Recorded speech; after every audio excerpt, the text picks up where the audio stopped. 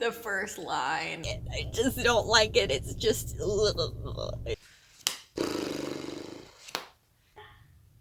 Is she? Do we know that? I don't know. I don't know if we know that. Yeah, forget that. Let's not do that. Over it, like, come on. Hey guys, it's Tara. Welcome back to my channel. So today I'm going to be doing a reading vlog of A Kingdom of Flesh and Fire by Jennifer L. Armentrout. I just did a reading vlog for the first book, From Blood and Ash, and I will link that video up above as well as in the description box below so you guys can check that out if you're interested. Just a little warning, this video is going to contain spoilers both for A Kingdom of Flesh and Fire and some from Blood and Ash as well. So if you haven't read the books yet and you want to, go ahead and click off now. So, I just got a notification on my phone that the Amazon package with my book in it, with The Kingdom of Flesh and Fire in it, finally just got delivered and it's on my front porch. And I'm so excited. I've been waiting like a week since I finished the first book for it to get here, and I read the first book in, I want to say it was like 20 hours for a 600 plus page book, which is just absolutely insane. So it was definitely a 5-star read for me. I absolutely devoured it. I loved it. And I'm really, really hoping that this one is as good and lives up to my expectations. But trying not to set the bar too high just because I find that often like sequels aren't as good for me as the first book. That's not always true, but sometimes. And I love this book so much, I just kind of don't want to be disappointed. But anyway, I am super, super excited to start reading this. It's Tuesday right now at 9:30, and I don't know how much time I'm going to have to read today, but I will check in with you guys as I go and let you know how it's going for me, if it's as good as the first. And yeah, hope you guys enjoy this video. I'm going to go ahead and take you with me now to go get the package and open it on camera. And oh, I'm so excited. I'm so excited. Okay, let's go.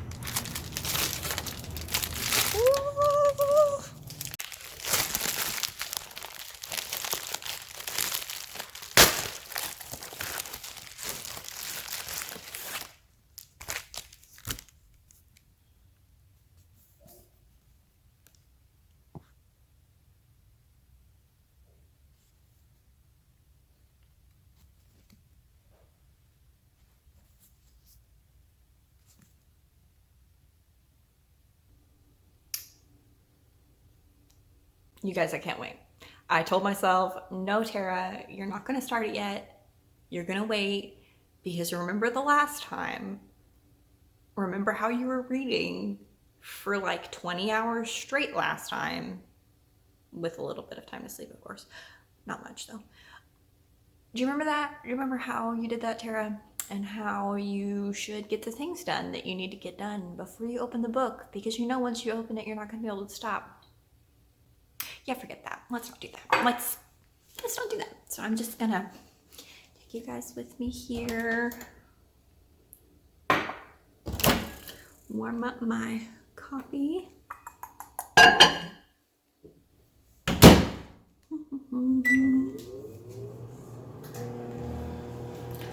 plant needs to go back in it. So let's see. Can I do this? I think I can do this. Oh yeah, there we go. It needs to go back in the window. Just watered my plants. My pothos aren't doing very well, guys. I don't know why. They were doing great before we moved, and now they're just all spindly and unhappy, and I don't know what I did to them. I don't know if they just were traumatized by the move or something, but yeah, we recently just moved houses and they're in the same pots they were in, so I don't know. It's not like I repotted them or anything. I'm about to repot them. I'm thinking maybe they're getting too big for their pots. I don't know. Anyway, I am just absolutely ecstatic to read this. Like, I can't even contain myself. It's a problem. Okay, here's my coffee. I'll heat it up. Ready to go.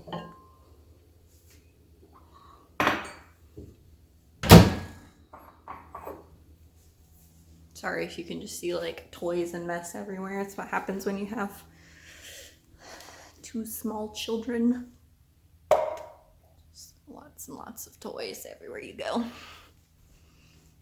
Oh, and you spot the fireplace tools way up there on the mantle. Yeah, my 10-month-old has developed a love for those fireplace tools, which is obviously not ideal. So for now, they're way up there. We were putting them in the garage, but they kept getting knocked over and they were really in the way. So anyway, this is very beside the point. I'm sure you don't care. So I am going to start reading this book against, there's a glare on my glasses, against my better judgment. I'm just gonna go ahead and start because I have no self-control. See you guys in a bit.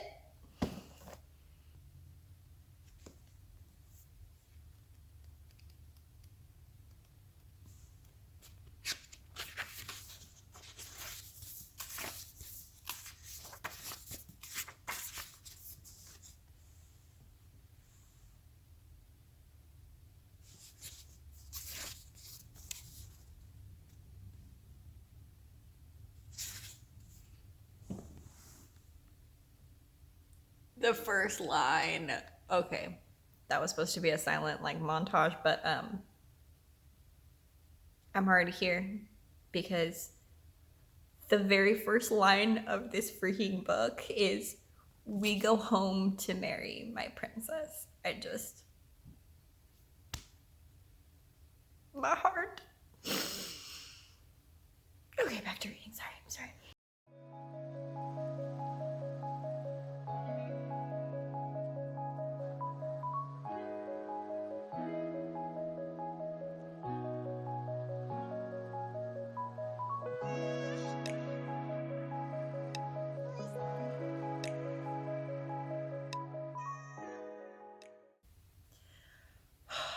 Okay, guys. I'm only on page 29, right at the beginning of chapter 2, and I just want to say I just love Castile so much. He just is just so great. I'm sorry, maybe I'm a horrible human, but I love the whole like, I'm gonna rip their hearts out if they insult you or talk to you wrong. Like, okay, all right, you can have my heart while you're at it. Just okay. But like, I will say, I like that because he also is willing to let her defend herself and fight, and it's not just all about him protecting her, but just the fierceness of his love and like how he's willing to like kill anyone and protect her no matter what. And like the moral grayness of his character is just exquisite. Love it. Okay, gonna go back to reading. Okay, guys, I am on page 185. Poppy just talked to Alistar and has kind of agreed to the whole marriage proposal thing, assuming that it's like temporary or whatever.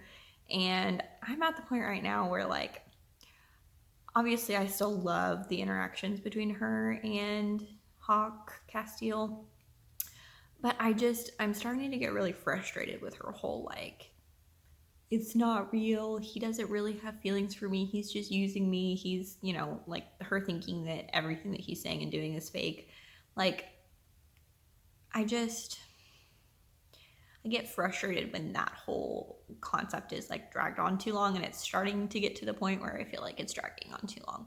And I wonder, with how huge this book is, if that isn't going to be kind of the like theme that like the entire time, like through them getting married and all this stuff, that she's gonna feel like it's not real until like the end. And I just don't know if I'm gonna have the patience for that, but I guess we'll find out. I still really love their like banter and their like relationship though, so on the other side of things, I would really be sad to see her not be like halfway trying to stab him all the time, because I just think that that's so funny. And like Hawk's whole like, you're so violent and I love it, and just that's great. So I don't know, I have mixed emotions about it, I guess. I really like Alistar. It was cool to hear that little tidbit about Shea, his daughter that Hawk was in love with. I'm interested to hear what that story is. I'm assuming that we get to find that out from Castile at some point. I really liked the snippet about, what's his name? Kieran, and how they were bonded from birth and all of that. I really want to know more about like exactly what their bond entails. A few of the things that he's done make me think that they have some kind of like mental connection where they can read each other's thoughts or something like that. Like I feel like that's what it's going to end up being, because there's been a few things he's known that have been too specific to be just like a feeling or like an emotion like Poppy can sense. There definitely was a lot of foreshadowing in that whole scene where she was asking Kieran a bunch of questions about all the different bloodlines, and I feel like she definitely is going to end up being one of those like rare bloodlines that they thought were extinct. I'm not sure which one yet. They didn't really go into enough detail for me to guess, but I know for sure that's probably going to be what it is. As far as her parents and all that goes, I was trying to like puzzle through, make some kind of prediction about like which one. Okay, first things first, she talks about her mom way more than she talks about her dad. So I feel like it's much more likely to be that her mom is the one who's Atlantean of some kind, and maybe she like ran away or hid away because she fell in love with Poppy's dad, and that's why maybe, I don't know. That's why she begged the queen to not let her ascend, because then obviously they would know and find out who she was. Maybe something like that, or maybe even Poppy's pure Atlantean and her mom met Poppy's dad when she was already pregnant, and he knew that and decided to raise her anyway. So she's actually got like an Atlantean father that died or something like that. I don't know. These are just wild predictions. Like they're really not based on anything, so I don't expect them to be that fruitful. But anyway, only on page 185, so I'm going to keep reading a little more while I still have some more time. I only have maybe about another hour to read, and I'll check back in with you guys later tonight, probably. Bye. Hey guys, so it is 11:30 at night, and I am on page 294. I am at the part where Castile just got shot by a bunch of arrows and knocked off his horse. We have confirmed that what I had said in my earlier prediction was right, and that Poppy is descended from one of the like extinct or super rare lines of Atlanteans, like I thought she was, the empath warriors or whatever.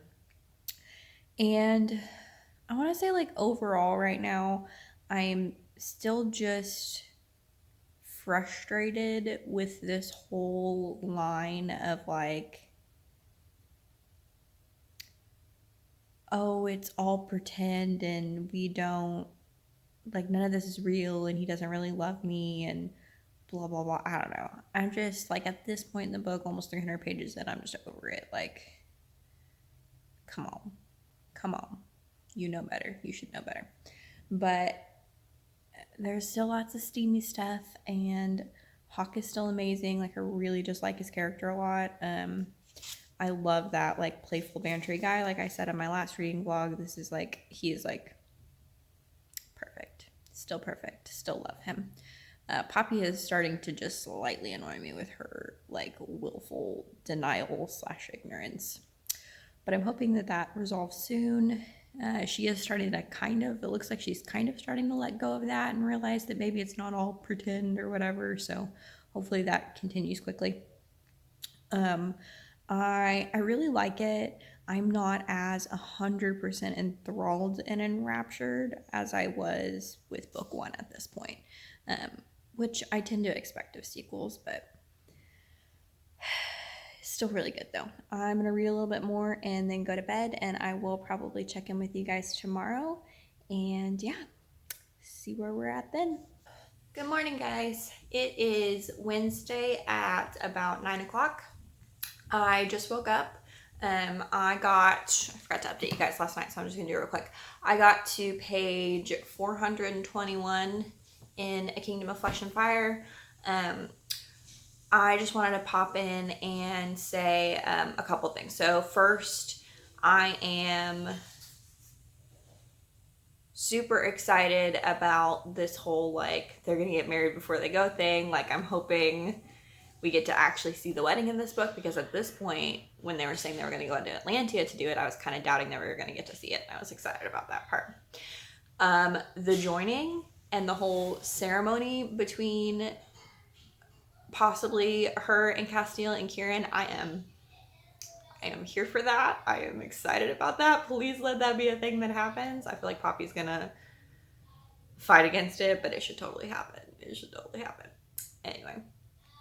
And then the big thing is that I just read that scene where she used her power to heal Beckett, the little Wolven boy, and she like glowed and all this stuff. And I'm over here going, there's no way that this girl is like second generation, half Atlantean or whatever they're trying to say she is. For one, she definitely has to at least be first generation, but at this point I'm thinking she's maybe not even half Atlantean. Like, is she even mortal? Is she? Do we know that? I don't know. I don't know if we know that. And then Kieran had told her that whole thing about like the deities and the gods and all that. And now I'm wondering if, like, I don't know, there was just so much significance placed on that. I'm wondering if there wasn't like if there isn't some way that she is maybe like descendant from one of them directly, maybe. I know it's probably her mom, because they literally never talk about her dad. So that makes me think. And plus, the Duke and a bunch of other people had said things like, oh, her mom was really special. Her mom was really like, you know, whatever, which makes me think that it definitely either was her that had a fling with like a deity or an Atlantean, or she was the one that was one. But at this point, I don't know. I'm unsure. But I'm thinking her mom is her real mom, and the dad is the one that isn't actually her dad. Yeah, so that's my prediction for right now. We'll see going forward. Like I said, I'm on page 421 out of, it's like 620 something. Can't be bothered. 600 and something. So I probably will get it finished today, and I will update you guys in a little bit if I get to any, exciting things, or if I finish. I'll let you guys know. I'm still really liking it, by the way. Still really liking it. Oh, also, before I go, I should mention, I definitely feel better about the whole, like, being annoyed by Poppy thing. She's finally admitted to herself that she has feelings for him, and she's being a little bit less annoying about all that. So I feel much better about all of that. It's nowhere near bothering me as much as it was at the beginning last time we had talked. So, yeah, feeling much better about that. Not an issue anymore. Really loving it. Big fan. Okay, so I'm on page 450, and I just had to pop in and say, I'm starting to think there's something going on with Alistair. There was that moment when he told Poppy that, about the joining and all of that without Castile knowing, and it felt like he was trying to, like, stir up problems with them then, and now they just had, like, the moment in the cave and all of that, and they came back to have dinner, and there's Alistair again trying to tell her about Castile's, like, girl that he was promised to back home or whatever, and it just is starting to be really obvious that there's something fishy going on with him, and I'm not sure what it is yet, and I, like, want to like him, but I feel like he's got some ulterior motives and agenda going on, and I see it. I see it happening. Okay, that's all. I'll go back to reading. Alright, guys, so I'm in my car, obviously, because I had to come run by work to drop some paperwork off, and I just wanted to pop in and say I'm on page 540 something, I think, and I just got through the wedding, and it was a little less like of a huge thing as I expected it to be. Like I really expected like some like big magical thing to happen at that moment, but I guess the sky darkening and Nikto showing his approval or whatever was pretty cool. But I still think, especially them saying like, oh, he hasn't done that, and he's even in his sleep he approves of their reunion, like I still feel like that's foreshadowing something to do with like the deities and Poppy. And I feel like that's just being reinforced just constantly, so I'm excited to maybe find out what that is. I don't know if it's going to happen in this book or not, but I'm hoping for some answers as to like her lineage and all of that. I'm so glad that they finally have both admitted their love for each other, and it's just amazing, and I'm so happy. And okay, anyway, I'm so happy. So yeah, we don't have very much left of this book. The Ascended are coming, and they're about to have the big like battle scene. I know some kind of big plot twist or something is going to happen. I'm really hoping nobody dies that I love, because I just would be really sad. Honestly, that list is pretty small right now. Like I really would only be super upset if it were like Poppy, Castile, obviously, which I know they won't die because they're the main characters, or Kieran. I'd be pretty upset if Kieran died. I like his character a lot too. Still hoping for that joining ritual to happen, and Poppy keeps bringing it up to Castile, so I feel like it's going to for sure. Very interested. I assume we won't get to see the King and Queen until book 2 and actually get to Atlantia, but I'm really excited. Book 3. But I'm really excited to get to meet them and to see what Atlantia is like and all of that. I cannot wait. Book 3 doesn't come out until April 20th, though. Excuse me? How am I supposed to wait that long? How? Tell me how. Tell me how I can do that. I don't know. I can't do that.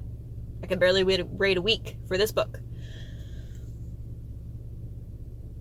Okay. Anyway. I'm going to survive somehow. So, yes, I am loving it. I will say one thing I had to share with you guys because it makes me giggle every time Armentrout writes this. In the steamy scenes, okay, and the sex scenes, she uses this description where she describes his coarse hair like tickling her legs, or like, I don't know, just the sensation of his thick, coarse hair on her bare skin. And I just don't like it. I just don't like it. It's just a little icky to me, but whatever. To each their own, I guess. Yeah. I think that's pretty much it. I think that's all I had to say. I'm trying to think if there was anything else. I am only about 100 pages left until it's through. I'm hoping to get that finished today, and I'll try and update you guys right after I finish that and let you know, and then I probably will do kind of a recap at the end like I did with the first vlog. But yeah, there's not really much else to say right now. Still feel like Alistair's shady, still feel like something shady's going on there. Really excited to see what her like lineage and parentage and all that ends up being. I'm pretty sure now, like I feel confident that it has something to do with the gods. Like she is not just half Atlantean or like anything like that. Like I don't know, I just feel like it's more than that. Like her powers are too unusual and powerful and all that. Now she's healing people with her touch, and I just feel like it's gonna be something to do with the deities. Like I just know it. And now that like they put the blood tree in the middle of the courtyard, and now Nickness has made the sky darken during their marriage ceremony, and I just feel it. I just feel it. Also, the whole like story about the heartmates and how like it was originally like a goddess that was sharing her blood with and then that's how like they created different lines of Atlanteans. Like that makes me feel like, is she some type of goddess or something, and she's gonna be the one, and like a reversal of the roles. Like instead of him being the one who shares his immortality with her, she's the one who's gonna be sharing her like super poweredness with him, and maybe they're gonna make some type of new line. I don't know, but I have thoughts and feelings, and I'm really excited to see what it is. Anyway, I'm enjoying it. I still really like this book. This will probably be another 5-star for me. I haven't read the ending yet, so I can't say that for sure yet, but I feel like it's gonna be. I just feel it in my bones. I love them together. Like, I love their bantery. Like, I'm gonna stab you. Shut up. No, I'm gonna stab you first. No, I love how violent you are. Like, I just love it. I just love it. Okay, I have to go bring these papers in to my work real quick, and then I am gonna head home and hopefully finish the book up. Ooh, okay. All right, bye guys. Hey guys, so it is now Thursday morning, and I finished The Kingdom of Flesh and Fire. I have thoughts. So I took the night to kind of think about what I wanted to say and all of that, and I don't have a lot that I didn't touch on along the way, other than I want to touch on my prediction. So I know I had said that I thought that she was like descended from a deity or some kind of like bloodline like that, and I was right. I knew it. Okay, anyway, so at the very end,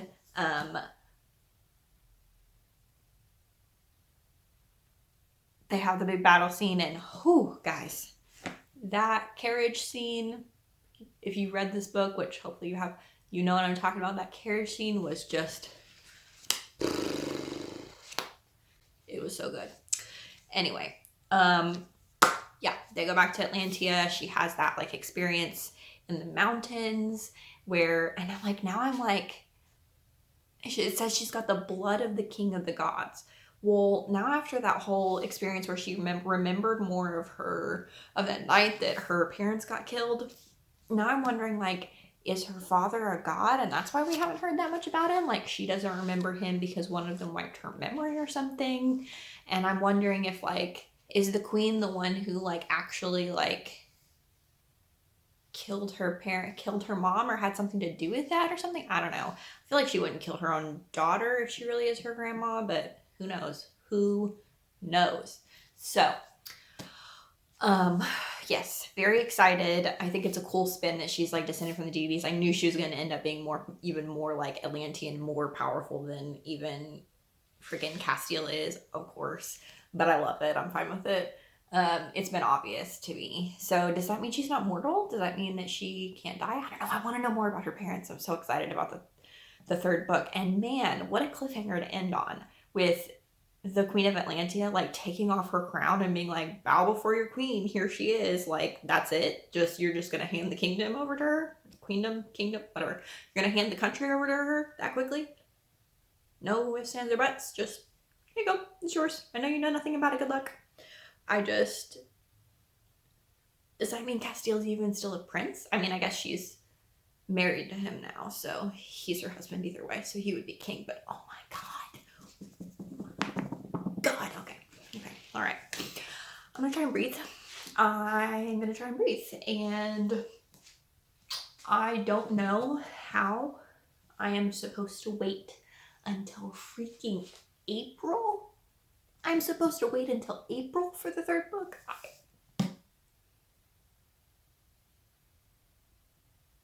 How? Tell me how. Tell me how I'm supposed to do that. I think it's like April 20th or something like that. And the third book is going to be called A Crown of Gilded Bones, which is just a beautiful title. And the cover of it looks amazing. I'll insert a picture of it here. But I am so excited now. I cannot wait. I definitely am going to pre-order it just because I need it to be here like immediately. So definitely another 5-star read for me. Was it quite as exciting as from Blood and Ash? No, but like I said at the beginning of this vlog, sequels never are for me. Once I know the characters and everything's established and I kind of have a better feel for the relationship and stuff, it doesn't tend to be quite as soul consuming. There are a few exceptions to this, Court of Mist and Fury, but I think the reason that is an exception is because that's a new relationship in book 2. Anyway, not trying to spoil anything else for you.